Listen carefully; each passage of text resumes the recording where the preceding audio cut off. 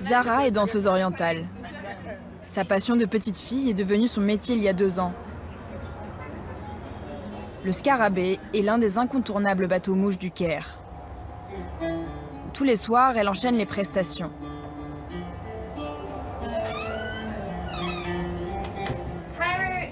Le Caire est le meilleur endroit pour être une danseuse du ventre. J'en ai toujours rêvé sans penser que j'y arriverais un jour. Car l'Égypte est le berceau de la danse du ventre. C'est là où il y a les meilleurs musiciens et là où on trouve la danse orientale la plus authentique. Je danse ici car le public égyptien est vraiment là pour voir de la danse du ventre. Ça y est, j'arrive! Zara, ladies and gentlemen, now we're dancing on the star Zara. Personne ne connaît vraiment l'origine de la danse du ventre. Inventée au Caire, elle était déjà présente au temps des pharaons. C'est le cinéma égyptien qui a longtemps dominé les écrans du monde arabe qui l'a rendu mondialement populaire. Dans les années 50, chaque film doit impérativement inclure une ou plusieurs scènes de danse. De grandes stars émergent, comme Samia Gamal ou Souir Zaki. Dans les années 70, un premier vent de conservatisme. Les costumes doivent couvrir le corps. On ne peut plus voir le ventre de ces danseuses du ventre. Mais dans les cabarets, la fête continue. Et la télévision nationale propose jusque dans les années 90 des émissions de prime time avec les plus grandes stars. Aujourd'hui, de telles images ne sont plus possibles.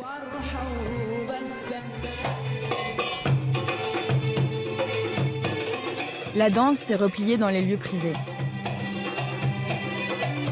Les danseuses doivent demander un permis à l'administration de la censure.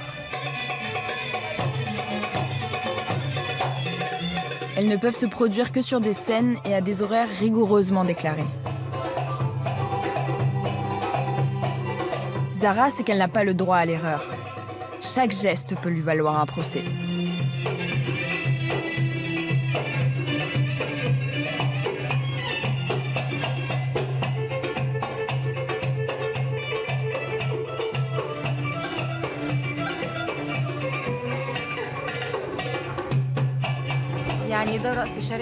Il y a des danses où les costumes ne sont pas beaux, les mouvements ne sont pas bien, la manière de faire n'est pas bonne. Et on se sent mal à l'aise quand on regarde. Mais on vient souvent dans cet endroit et ici il n'y a pas de problème, ni avec la danse, ni avec les costumes. C'est de la danse orientale dont on profite. C'est une danse naturelle, n'importe qui peut la regarder, même les plus petits, sans aucun problème. Même pendant les mariages, nos filles dansent. Sans costume, bien sûr. Avec des vêtements normaux. On passe de la musique et tout le monde danse.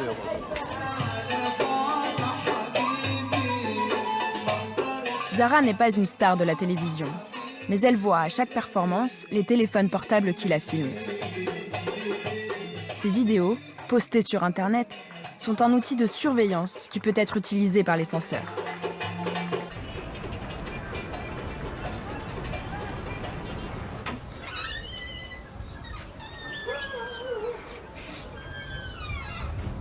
Pour Mona Prince, c'est une vidéo postée sur Facebook qui a changé sa vie.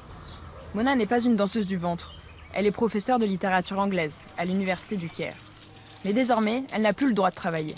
Elle passe ses journées à attendre dans sa maison, sur les bords de l'oasis de Fayoum, à une centaine de kilomètres de la capitale. C'est cette vidéo qui lui a valu d'être renvoyée par son université. J'étais dans cette maison avec une amie et je lui ai dit « Allez, faisons une vidéo de moi en train de danser ».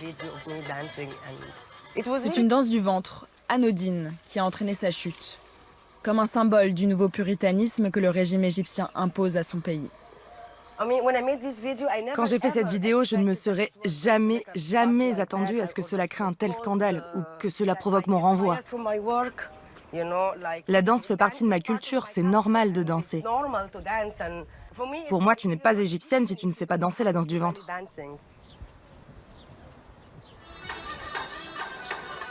L'intellectuelle n'accepte pas la sanction. Elle a décidé de porter l'affaire devant les tribunaux.